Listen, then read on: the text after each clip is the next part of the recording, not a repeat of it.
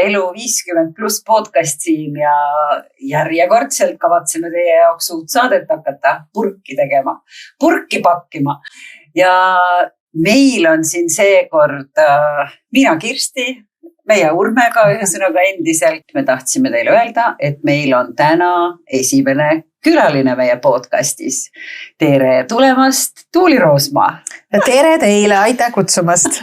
Tere tulemast! Kuule, üliarmas, meil just praegu sinuga ukse taga kiiresti rääkisime teemalt, et meil on Urmega podcast siin nagu käima löödud Elu50+ ja noh, jumal tänatud, sina ka veel sellest väga palju ei tea, aga see ikkagi seda tead, miks me su siia kutsusime, on ju, selleks Elu50+. No, ma saan aru, et ma olen värskelt klubiga liitunud ja ühesõnaga mulle avanevad täiesti uued maailmad. Et kindlasti on neid väljaandeid ja podcaste veel, kuhu ma nüüd saan minna täieõigusliku liikmena, nii et... Kuule, absoluutselt niimoodi ja see oli selle meie mõte ja ma selle sulle jõudsin ära ka öelda, et welcome to the club, Elu50+, selleks sina oled tegelikult meist ju kõige viimasena, sa tulid alles kevadel liitusid selle klubiga. Liitusin ja kevadel. Ja, no kuule, ka alustamegi sellest, et kuidas siis tunne on Elu50+? Minu väga mõnus on. Ei oska nagu midagi kurta.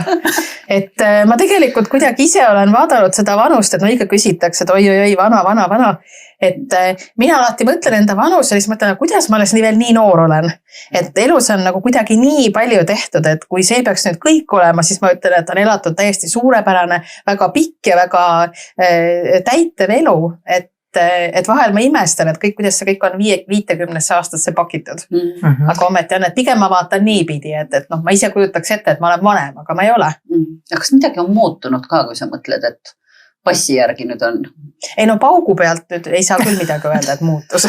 Otse ei muutunud. Järgmine hommik kole ei olnud. Ja, no ühesõnaga on peetud väga tore sünnipäevapidu, et see on muutunud ja see teeb nagu hinge rõõmsaks. Ja, aga niimoodi otseselt, kui sa mõtlema hakkad selle peale, et kas nüüd kuidagi, sa ei muuda mingeid mudeleid, ei mõtle, et peaks kuidagi tõsisem olema või targem? Ei, ma otseselt ei mõtle selle peale, et see on lihtsalt nagu tore selline tähis, et noh, loomulikult ju mõtled, et näed 50 ja paljud mõtlevad ja paljud peavad siis oma elu kõige suuremad sünnipäevad, mis ongi ülitore ja tahetakse teha midagi erilist. Et mina tähistasin oma 50. sünnipäeva oma isikunäituse avamisega, mis oli, no lihtsalt oligi väga-väga tore ettevõtmine. Et noh, selline nagu kokkuvõtete tegemise aeg mõnes mõttes võib olla, aga muud küll ei ole, et mingeid tohutuid muutusi tunneks, et... Nii-öelda, et puusad ei valuta ja... Ei, puusad veel ei valuta ja aitab võimlemine. Aitab võimlemine ja võib-olla see, et ei ole väga ülekaaluline või väga tervist käest lastud. Jaa, see aitab, on ju. Kuule, sa ütlesid selle näituse kohta, ütlesid ühesõnaga, mina käisin kaosu selle isikunäituse ja väga kena, aitäh tulemast. Oleme Kirstiga nimet kursusekaaslased EKA-st.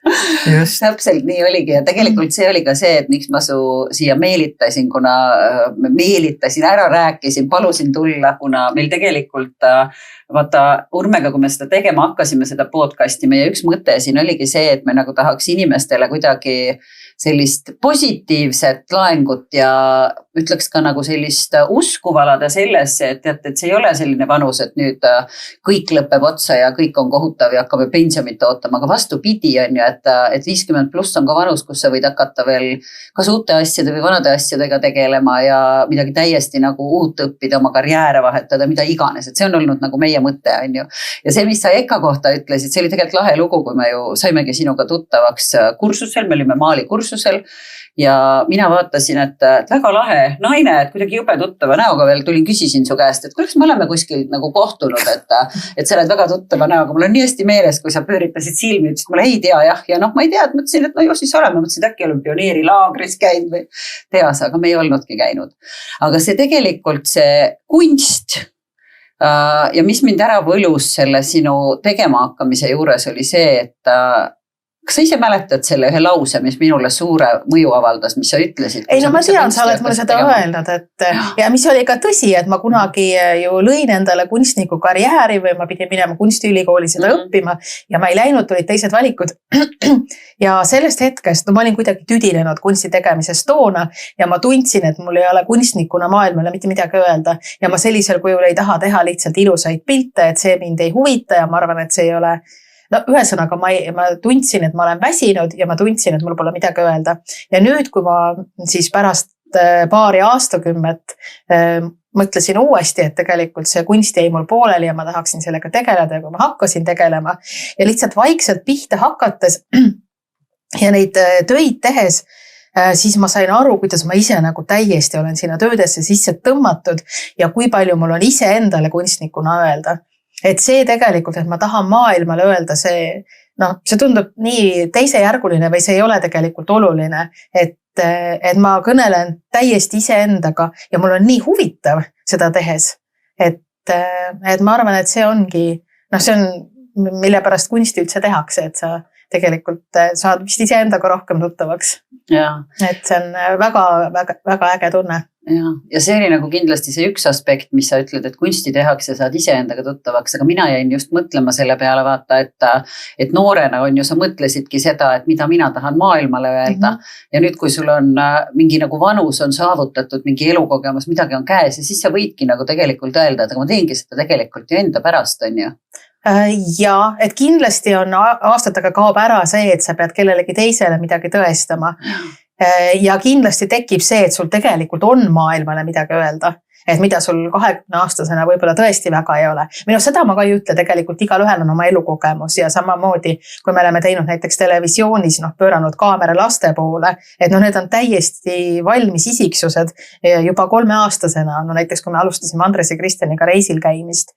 Et seda ka nagu ühiskonnas võib-olla ei märgata või ei panda tähele, et lapsed on tegelikult täiesti vaimustavad ja valmis isiksused ja sa lihtsalt kuula neid, mis neil öelda on. Et ma ei ütlegi, et noorel ei ole öelda, aga nüüd on mul tunduvalt rohkem öelda. Et mina tunnen küll, et mina lähen iga aastaga järjest paremaks, et ma olen ise endale huvitavam inimene ja ma loodan, et teistele ka. Et see üks teema, mis meil kogu aeg siit läbi käib, ongi see elukogemus. Et kuidas sulle tundub, et võib-olla oliks seda 20 aastat vaja seal vahepeal? Tõenäoliselt, ja mida ma olen vahepeal teinud, ma olen sellega ka väga rahul, et see on mind täitnud ja see on mulle meeldinud ja ma olen sellest olnud vaimustuses. Et need reisisaated on üliägedad, ma alati jälgime neid ja siis ma ise mul meeldib ka reisida. Aga nüüd ma küsin siukse natuke väljakutsu küsimuse. Kas sa nüüd järgmise reisil ikka juba vaatad, et madrats oleks nõksa pehmem ja padi oleks, et nagu ikka pesta peab saama ja kui need mõned kohad olid teil üsna ekstreemsed kui noorem, eks ole. Ja, ma ütlen, et tegelikult mugavus on mõnes mõttes ikka tekib. Aga see tekib võib-olla mitte saate osas, sest ma tean, et tegelikult mulle meeldivad sellised seikluslikud reisid endale rohkem ja ma elan selle kõik üle, selle olme, mis on. Aga näiteks, kui ma eraviisiliselt reisin või ma üritan, et lennud oleksid pigem otse, kui et odavad või pigem kiiremad, kui et pikad või et mingisugused etapid ma lihtsalt ei viitsi neid enam teha või midagi ei taha läbi elada ja mingis kohas tuleb see mugavus muidugi sisse, mida noorena kindlasti nii palju ei olnud. Aga mäeotsa ronimine? Tead, ma tahtsin olla kunagi alpinist või ma nagu tundsin mägironimise vastu huvi ja siis ma mingi hetk sain aru, kuna mu lähedased, minu eakaaslased, ütleme see 40-ndate lõpus, keegi ütles juba, et umbes süda puperdab ja nii ja ma sain aru, et ma seda mägironimist ei saa ju ka lõpmatult kaugele lükata ja otsustasin, et ma käin seal mäe otsas ära ja ma läksin Himaalajatesse ja mulle ei meeldinud üldse. Et tegelikult on mingi asi, mida sa pead proovima ja sa saad teada, kas meeldib või ei meeldi. Ja mulle ei meeldinud nende mägede visuaalne külg. Et mulle lihtsalt ei meeldi üle, ma ei tea, 3200 meetrit, kust kaob vegetatsioon ära ja seal ei ole enam taimi, vaid seal on lihtsalt nagu kivihunnikud või selline kiviklibu. Et mind see ei vaimusta. et seal üks ja see kruusahunnik lõppes, järgmine hakkas ja noh, et see oli lihtsalt üks tolmuse rühmamine, ma ütlen. Ja, läheb igavaks. Ja, et aga noh, et seda peab nagu ka tegema, et teada, et mis sulle meeldib, mis ei meeldi. Aga see on äge, on ju see mäkkeronimise. Corcovado oli ju ka väike ronimine ikkagi, et seal oodati üleval. Sinna me valisime minna trammiga. Okay. Kas see reaalne iseäras? Ei, see ei olnud. Ühesõnaga, me kõik tahtsime sõita rohkem selle rongiga ja pealegi räägiti, et kui sinna see Corcovado on siis Brasiilias selle suure Jeesuse juurde ronimine, et seal tee peal on hästi palju röövleid ja kuidagi neid röövleid me üritasime nendega vähem kokkupuutepunkte leida ja me valisime ka rongi selleks. Kas mingid muud asjad on tulnud veel, kui sa mõtled reisimises, kas midagi on, mis sa mõtled, mida me ei osanud küsida su käest selle, et mida vanus on? Mis on vanusega muutunud või? No pigem on kuidagi see, et ma tean, et see on hästi selline silmakirjalik minu poolt öelda, aga ma tõesti arvan, et see, et praegu on selline massreisimine, et see on kohutavalt kahjulik meie planeedile ja minu jaoks peab olema ikkagi väga hea põhjus, et ma kusagile sõidaksin. Ja õnneks on minu vaatajad hästi sageli kirjutanud, et noh, et tänu sulle ma tean, et ma sellesse riiki iial minna ei tahaks ja ma tunnen, et ma teen oma väikest tööd, eks. et ühesõnaga ma ei reisi niisama kusagile, kui ma lähen kusagile kaugele, siis ma ikkagi mul peab olema väga hea põhjus sinna minna, et mitte nagu ilmaasjata reisida. Ja ma tean, et ma ütlen, et see kõlabki väga halvasti, see ongi väga halb, et ma olen ikkagi oma nagu tohutu jalajälje siia maailma vajutanud ja noh, et ma ütlen mingilt tohutult kõrgelt elevandiluust tornist, et mina rohkem ei reisi ja ma soovitan teile ka. Aga mind teeb tõesti kurvaks see, mis on maailmaga muutunud ja ma olen seda oma eluaja jooksul näinud, kuidas on maailm muutunud. Et need samad kohad, kus ma käisin 30 aastat tagasi, on praegu hoopis midagi muud ja see muutus on, see on hirmutav. Et kahjuks on niimoodi, et ma väga loodan, et tehnoloogia areneb väga kiiresti nii kaugele, et me tegelikult ei pea füüsiliselt sinna kohale ronima, vaid me saame selle nagu oma virtuaalmaailmas need reisid ära tehtud, nii et me tunneme neid lõhnu, maitseid ja kõike muud ka sinna. Prillid pähe, eks ole, ja reisile. Ja ma olen kuulnud, et mõned juba reisivad niimoodi, et nad panevadki käima mingisugused videod, mis kestavad tunde ja näiteks keegi jalutab mööda Tokyot GoProga ja lihtsalt käib mööda tänavaid, ei tee mitte midagi, aga inimesed oskavad juba ka sellisest reisist rõõmu tunda. Ja, aga väga äge.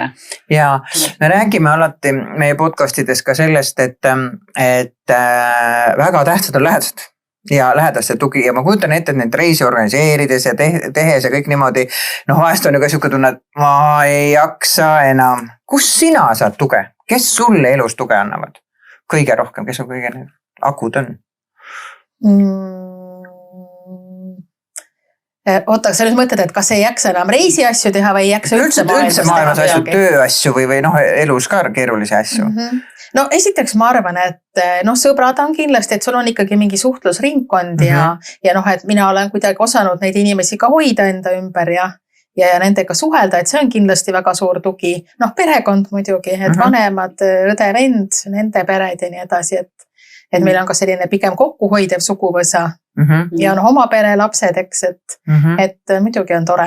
Aga kuidas ma ennast kuidagi hoian, ongi see, et ma ütleme siis, et ma kuidagi proovin käituda nii, nagu ma tunnen, et kui ma ei taha rohkem tööd teha, et ma siis kuidagi võtangi sellise kergema aja ja proovin kusagil olla vaikselt omaette, et mulle meeldib olla omaette päris palju ja looduses olla päris palju, nii et niimoodi ma ennast lahen. Jaa. Kuna mul on järgmine küsimus ka sellega seoses, et me siin nagu, kui me hakkasime üldse seda elu 50+ tegema, siis hästi palju on tulnud nagu tagasisidet ka selle kohta, et mingid asjad meis ikkagi muutuvad, et näiteks ütleme, et kõik asjad ei jää nii kergelt võib-olla meelde, et kas või nagu mäluga ja sellega, et võib-olla mingite asjade tegemine nõuab rohkem kui varem. Kas sa oled siukest asja täheldanud? Ja, olen tähele pannud, et vanasti ma olin keelte peale tohutult andekas, et kui ma läksin kusagile riiki, siis ma ikkagi õppisin mingil esimesel suhtlustasemel selle keele ära ja see oli lihtne.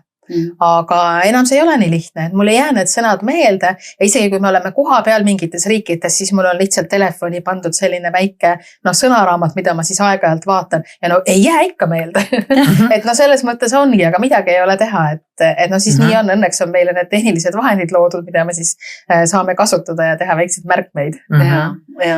Aga ma ei ütle, ma arvan muide, et ega minu mälu, meie mälu siis ei ole praegu halvem kui võib-olla varsti 20-aastaste oma, siis nad ei pea enam midagi meelde jätma. Et ma arvan, et meil on veel tegelikult päris hästi. Ja selle koha pealt ma olen sinuga nõus ja me oleme seda arutanud ka, et tegelikult ei ole kõik sellega seoses, et me oleme nüüd, ma ei tea, 50 täis saanud ja nüüd naks enam mälu ei ole. Et see on otsapidi ka kogu see meie elustiil on ju, et me nagu ise tegelikult võimendame seda. Aga siin vahel kellegiga rääkides ongi, et mingid siuksed nagu lihtsad asjad hakkavad meelest ära minema, et sa nagu unustad täiega lihtsalt midagi teha, on ju. Et seda nalja on ikka ju saanud ja seda ma tean, siis ei ole ka tähtis. Ma olen jah kuulnud siin, et vahest mõned lähevad kuskilt kohast jalutavad välja ilma maksmata ja ikka juhtub, on ju. Kas sul ei ole kunagi nii juhtud? No nüüd sa oled alatu, sa kasutad ära meie eile õhtust vestlust. Ühesõnaga, no vahel ikka juhtub. Ühesõnaga, ma tegin hästi lollilt. Ma käisin vahetamas oma autorehve ja mulle anti võti, et vahetatud, ma võtsin ja tänasin lihtsalt lahkus. Ja mul tuli see alles meelde, ma pean neile helistama ja ütlema, et ma olen ikkagi valmis tasuma. Ma arvan, et ma lõin inimesed täitsa pahus sellega, et ma isegi ei pakkunud, et ma tasun ka selle teenuse eest. Aga see käibki niimoodi, kui ikkagi telestaar tuleb rehvi vahetama, siis peab tasuta tegema. Ja no võib-olla kusagil mujal tõesti on niimoodi. Ameerikas on kuskil. Me räägime kogu aeg elukestvast õppest on ja sellepärast, et aju on lihas on ju ja lihas peab treenima sellepärast, et muidu on ja teie olete kunstiinimesed. Mina leian ka, ma olen üsna loov inimene, mul teistmoodi loovus on ju. Kunsti, ma olen proovinud ühe korra Kirsti stuudios joonistada. See seisab mul nurgas kapi tagasi maal. Mulle ei meeldi see üldse. Mul kuidagi ei õnne. Mulle ei meeldinud jah. Minule ei meeldinud, midagi oli. Aga küsimus ju selles, et kannapööre, mina läksin ka Vanaspilast ülikooli esimest korda. Mul pole kõrgharidust, aga midagi ei olnud, 53 on ju. Ja väga raske oli õppida, nagu sa ütled, et enam ei jää meelde. Ma lugesin mingit lehte 5 korda, ma ei saanud aru sellest, mida nad siin öelda tahavad, on ju. Aga see läheb ju mööda, see sa harjutud, eks ole ju edasi. Ja see julgustamine, et elukestev õpe on sinu jaoks ju ka okei. Tead, aga minul on vastupidine kogemus just. Ma küsin, mida sa õppisid? Ma õpin praegu sotsiaaltöö ja rehabilitatsiooni Pärnu kolledžis ehk Tartu Ülikooli Pärnu kolledžis. Mina käisin täiskasvanust peast õppimas õendust. Ja see on kõik anatoomia, kõik väga palju sellist lihtsalt nagu pähe õppimist. Aga kui lihtne see oli ja kui lihtne oli see sellepärast, et mul oli nii suur kogemuste pagas, mille pinnale see panna ja kõik asjad jooksid kokku ja väga kiiresti jooksid kokku. Et see, et sul on nii palju teadmisi all, on tegelikult nii suur abimees. Vähemalt see oli minu kogemus, et ma ütlen, et praegu on nii palju huvitavam õppida ja praegu on õppimine ka palju lihtsam. Ja pluss see, et sa ikkagi oskad juba oma aega kasutada, sa tead kohe, mis on tähtis, mis ei ole tähtis, mingi asi, mis sind ei huvita, sa tead, et sa teed nii palju ära, et sa selle lihtsalt läbi saad ja nii edasi. Ja sa ei muretse ka mingite asjade pärast, sa tead, et sa õpid ise enda jaoks ja sa oskad teha vahet tähtsal ja mitte tähtsal. Just, selles ma olen täitsa nõus, mul on koolis ka paar asja, mis tegelikult ei ole mukka mööda, aga nagu sa ütlesid, ma teen ära normaalselt, nii et ma omandan ka midagi sealt, aga et ma väga ei pinguta. See on see elukogemus on ju tegelikult. Ja ka see, et sa tead, et sa teed seda enda jaoks, sa pea kellele mingit muljet avaldama. Kas sul on midagi veel õppimata? Mida sa järgmisena õppima hakkad? Tead, ma just, kuna me siin operaatoriga rääkisime, et ma olen mõelnud, et ma tahaksin tegelikult operaatoriks õppida võib-olla. Kõps. Jaa, ehk et ma teeksin mingeid asju, aga ma tahaksin osata paremini filmida ise. Okei. No siis sa pead ja olla tehniliselt kuidagi osavam, aga kuna ma ei ole kunagi pidanud seda tegema, me ütleme, et reisisaadete juures ma teen seda, siis ma ei ole kuidagi pidanud seda nagu rohkem süvitsi vaatama. Jaa, nii et see on sul nii-öelda to-do listis. Kas sul on teisi asju ka muideks, mis on elus veel? Kindlasti on, et mul on kogu aeg on mingeid asju, mis on vajalikud ja tähtsad ja huvitavad ja nii edasi. Ja vaata, tore asi on minu arust 50 pluss selle juures, et ma võin mingi asja panna sinna listi ja ma võin seda ära ka võtta, kui ma tahan. Et ma ei pea nagu noores pärast oli, et sa pead selle nagu ära tegema.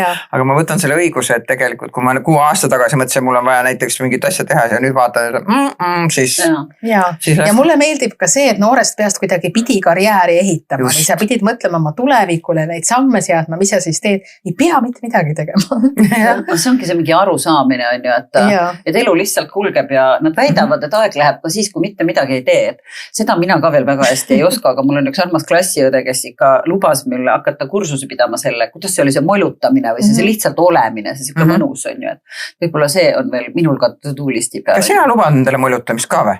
Üha rohkem, aga tead, ma väga hästi seda kunsti siiski ei oska, sest et mul sai nüüd paar päeva tagasi selle aasta töö tehtud ja siis ma tundsin ennast nagu nii vabane ja ma mõtlesin, et kogu see maailm on minu päralt ja ma mõtlesin 1 tunni jooksul juba 2 uut saateprojekti välja, mida ma kohe panin ka töösse ja hakkasin tegema ja juba helistasin inimestele ja tegin uuringuid, et ma ikkagi, ühesõnaga mul need ajad täituvad. Ja mul on ka selline unistus, et ma tahaksin igal aastal elada mingisuguse aja metsas, lihtsalt metsas elada. Ja ühesõnaga ilma telefoni ja kõigeta, või selles mõttes elementaarne. Aga ma alati mõtlen, et see on mu unistus ja ma ei jõua, sest ei ole aega. Ja nüüd ma lähengi täna koju ja panen selle kalendrisse lihtsalt kirja. Sest kui teda seal kirjas ei ole, et siis see aeg, ma täidan selle muude asjadega ära. Aga seda aega peab ka võtma, nii et kirja panna sellised asjad, mis võib-olla loomulikult ei tule, aga sa tahaksid, on väga oluline. Kirsti ju ütles ühes osas meil ju, et unistamine tuleb ka panna kalendrisse. Iga reede 4-6. Näiteks. Või igaüks valib õige aja, aga täpselt sellest me rääkisime, et see meie kuidagi see elurütm ja see aeg on selline, et sul lihtsalt aeg kaob käest ära ja jäävadki tähtsad asjad tegemata, kui sa neid kirja ei pane. Unistamine, mõtlemine, neid on palju. Ja moljutamine, sõbraga aja veetmine, ma ei tea, lastega mängimine või lihtsalt metsas jalutamine ja matkamine. Et mida veel pannakse kirja on see, et kui sa oled õudselt muretseja tüüp, siis peab kalendrisse panema ka muretsemise ajakirja. Nagu eraldi. Et praegu, nüüd muretsed ja siis kui tuleb muu mure vahepeal, siis ütled, et praegu ei ole see muretsemise aeg, et see on kalendris kirjas. Järgmine nädal kolmapäeval 4-6. Ongi, kuule, ja siis ma hakkasin seda mõtlema, et kui ma nüüd sind õieti kuulasin ja aru sain, siis sul üleeile oli pool tundi, sa said molutatud ja siis sa hakkasid juba mõtlema uusi asju. Kui me selle molutamise kursuse nagu ära teeme, siis ma võtan su sinna kaasa, on ju. Me paneme sinuga kirja, et hakkame siis koos õppima, et kuidas seda paremini teha. Pikemalt kui pool tundi, on ju. Ei, ma tegelikult molutan igapäevaselt. Mul näiteks on kodus hästi palju rohelisi taimi ja mulle tohutult meeldib neid nagu käia vaatamas ja neid kasta seal ja vaadata üle ja nagu kuidagi paitada ja silitada. Näiteks sellist aega ma võtan endale iga päev. Okei. Ühesõnaga molutan taimedega ja see on täiega molutamine. Okei. Teeb väga ei pea pingutama, pead vaatama ainult, et sihid õigesse kohta vett kallata. Mööda kallata. See on asi, mida eks ole naudid ja otseselt on nagu, ma ei pea neid iga päev tegelikult ju paitama, see on neil hädavajalik. Suhtlema nendega. Aga millal sa unistad, mis sul unistamise päev on? Mul ongi siis vist, kui mul saab see töö tehtud, aastatöö. Sul läheb nagu selles mõttes nagu järgi. Et see orav rattas olemine on meie põlvkonnal vähemalt väga sees paraku. Aga sa unistad ainult tööst või on veel mingeid selliseid, ma ei tea, suuri asju, mis on eluaeg olnud kuskil to-do listil ja? Aga minu selles mõttes minu töö on ka minu meelest päris ilus asi. Et ma ikkagi neid asju, mida ma teen mingist nagu sellisest, et see huvitab mind või mingist missioonitundest kohati või midagi sellist, et see tundub mulle lahe või põnev. Köitev, nii et... Et sa oled saanud nagu tegelikult oma palju unistusi tegelikult siduda selle töö kaudu niimoodi, et sul on ka tehtud ilmselt paras hunnik unistusi. Ilmselt jaa. Aga ma ei tea, kas sul on, mis on sinu unistused veel, mis sa peaksid nüüd tegema? Vaata, me oleme Urmega me oleme jaganud, me tunneme ju nii kaua, et minul on hästi pikalt olnud ikkagi see unistus, mis kunagi oli selline, ma ju unistasin vaata sellisest, me kasutasime töönimena Toskanast, on ju, et mul on kunagi kuskil mingi selline koht, kuhu ma ei tea, kõik saavad tulla ja seal on sõbrad ja see on selline, et me ei olegi täpselt kindel, et kas see on pere või mingi kommuun või midagi ja mida aeg edasi, seda rohkem tundub kahtlus, et see on äkki vanadekodu pensionaat, aga sellest ka iial ei tea, aga selles mõttes minul on üks selline on nagu kindlalt seal nagu olnud, et mida, ja ma isegi ei tea, miks ma ei ole teda nagu teoks teinud, on ju, et see on kuidagi. Et oleks mingi unistus siis kusagil, mis on ees ootamas. Ma arvan, et vaata, see tegelikult ongi nagu selle asja mõte, on ju, et kui me tublid siuksed töökad, tegusad inimesed, siis paned kirja, paned külmkapi seinale oma to-do listi on ju ja siis aasta pärast vaatad, et okei, tehtud on ju. Et kas siis ongi see, et sa pead kogu aeg hakkama asju juurde panema või mismoodi teed, et aga ma sellepärast küsisin, et kas sul on ka mingi selline asi, kui sa mõtled, et mis on veel kaua olnud, aga on veel siiani tegemata? No kindlasti on mingisuguseid selliseid asju, aga nad ei ole ilmselt seotud väga mingi konkreetse materiaalsusega või millegi sellisega. Et ma mäletan, väga noorest peale ma teadsin, et ma tahaksin, et mul oleks kunagi ilus kodu ja ma teadsin, et ma tahaksin oma elus palju reisida ja ma üritaks oma elukutset nii valida. Siis ma tahtsin saada geoloogiks või arheoloogiks, et lihtsalt minna kuskile mööda laia Nõukogude Liitu ja et saada natukene siingi ringi käia. Ja mõlemad asjad, ma kuidagi see ilus kodu on mul alati tähtis olnud ja selle ma olen endale kuidagi tekitanud ja samamoodi ma olen päris palju maailmas ringi käinud ja sellega seoses on need sellised nagu mingid ainelised unistused ikkagi üsna kokku kuivanud, et ma näengi, et kõige parem on see, kui sa oled Eestis ja elad Eestis ja sul on siin see sõprade ring ja väga hea, kui sul kodu ei ole väga lahmakas näiteks, et sul ongi mingi selline oma pesa, kus sul mille pärast sa ei pea muretsema, et sa ei pea muretsema, et keegi sult midagi ära varastab, sest sul on mingi tohutult hinnalised asjad või et keegi koristab su tohutult lahmakat kodu, et pigem need sellised unistused lähevad nagu väiksemaks. Minul tuli eile meelde poes, et mina unistasin kunagi kassapidaja ametist. Kui väike laps, need olid need vaata, need siuksed kassaaparaadid. Ja ma mäletan, et ma elasin Tallinnas ja seal ühes poes üks müüja lasi mul vajutada nuppe. Ma ei tea, kuidas me temaga sõbraks saime, ma olin väike tüdruk. Ja siis, kui ma parasjagu olin poes ja tegin seda oma piiksus ja selve kassa, ma mõtlesin, aga ma olengi ju nüüd kassapidaja. Ise võta, lasen läbi, see maksa. Unistus. Ja vaata, ma ei olnud selle peale mõelnud, mul ei ole küll seda aparaati otseselt, aga ma ju valin sealt, kui ma kaalun neid silte. Tegelikult ma olen oma unistuse täitnud. Nii põnev, eks ole. Sa naudid seda ka, oskad seda nautida. Enam ei nauti, ma arvan, et ma oleks seda 40 aastat või 30-40 aastat tagasi rohkem nautin. Aga see on jah lihtsalt, et kuidagi, et ma üldse ei seosta, et tolle aja unist ja ongi, me teemegi seda ise. Kihvt arusaam tegelikult. See oli nagu jube eureka, mul oli nagu lambi, ma ei tea, teised nägid ka, mul hakkas siin helendama, mul oli nagu lambi põlema, et aga mu unistus on täidetud. Tahagi kassapidaja. Ma veel mõtlen seda, et Tuuli ütlesid väga hästi tegelikult on ju, et need unistused mingil määral võib-olla lähevad nagu väiksemaks või nagu endale lähemale, kas ei tule kuidagi?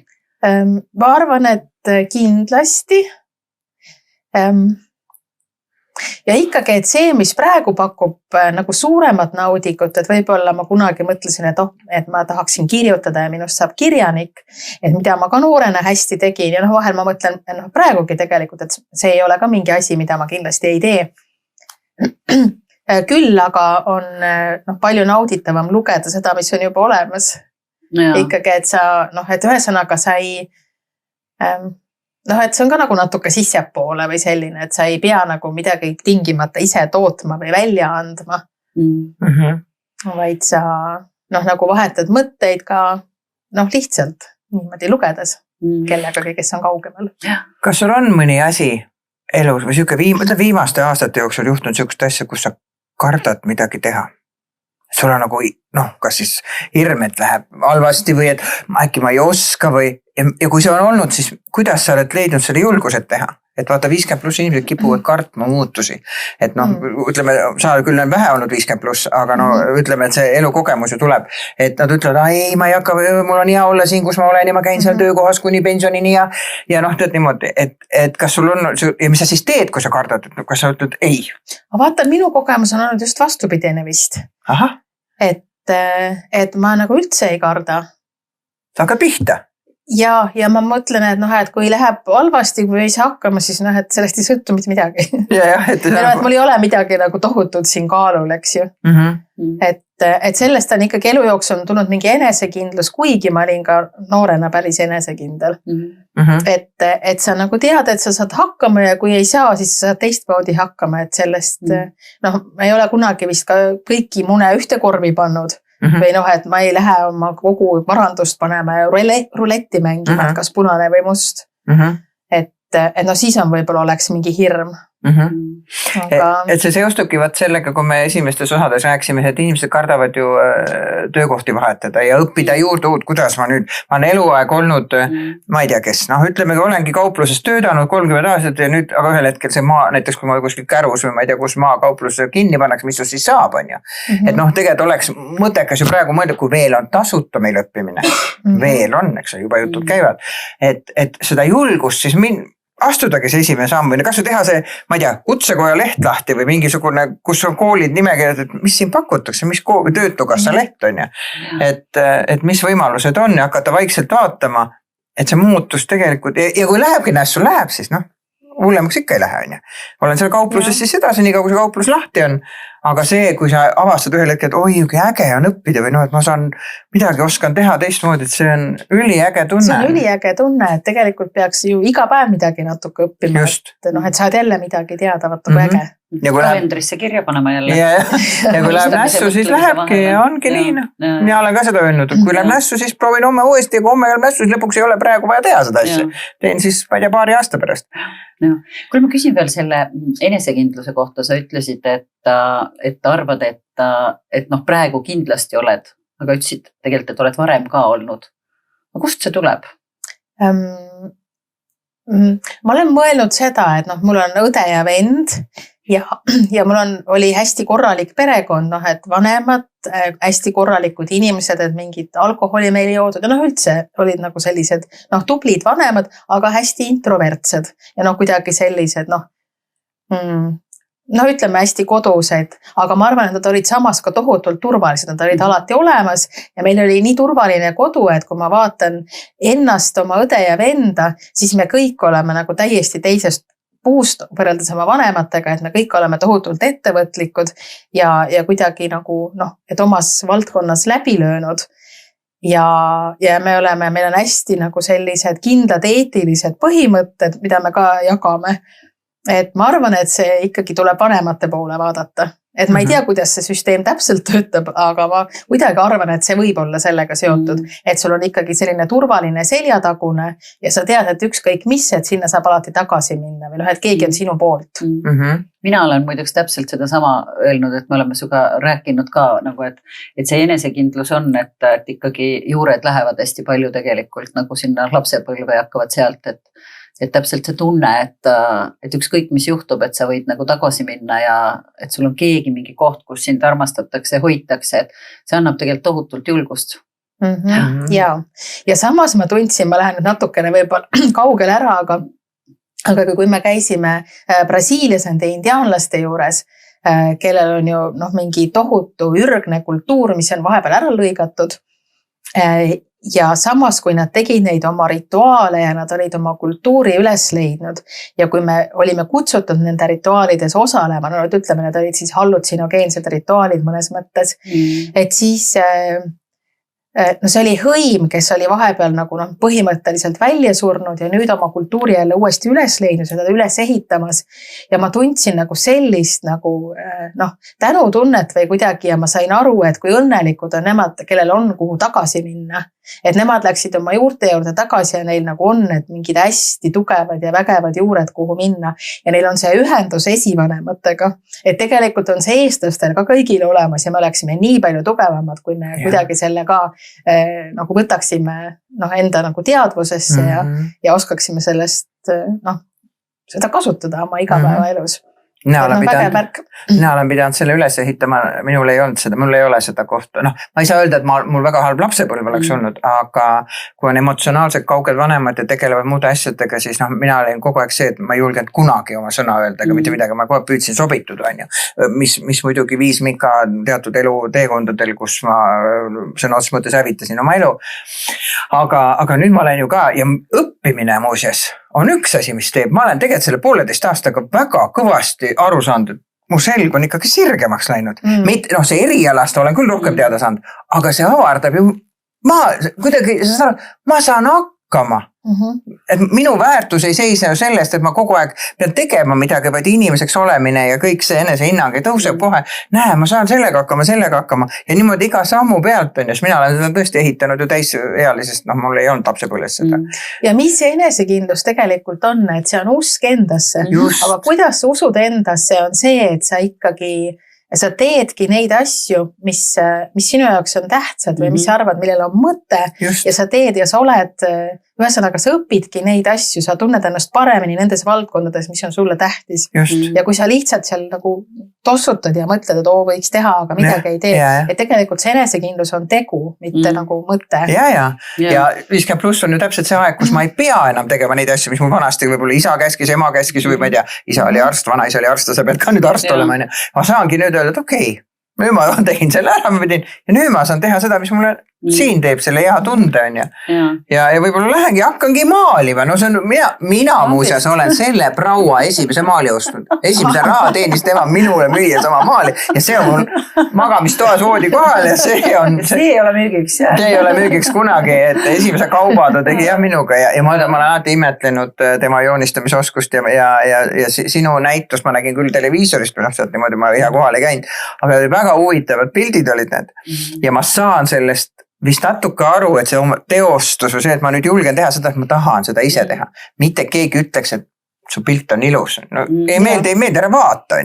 Ja mis on veel muutunud, et kui ma oleksin tulnud noorena näitusega välja, ma oleksin väga mõelnud, et kuidas see vastu võetakse, mida keegi arvab, siis keegi tuleb ja arvabki midagi, see läheb mulle korda. Oi, ma vist tegin tõesti natuke pahasti, et ma peaks õppima. Praegu mul on täiesti ükskõik. Et selles mõttes, et kui keegi ütleb mu töökohta, et väga kena, et ta ütleb, et ta võib-olla, et see on see, kuidas ta seda näeb. Aga see ei kõiguta mind mitte kuidagi, sest et ma ise tean, mis asi see on või miks see on ja ma tean, et see on õige, et seal ei ole mitte midagi valet.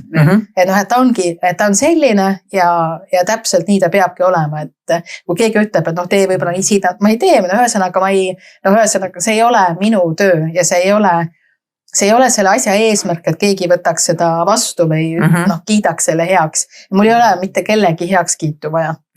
Et me oleme õigel teel sinuga, me hakkasime ju tegema, sest et me arvasime, et seda on vaja.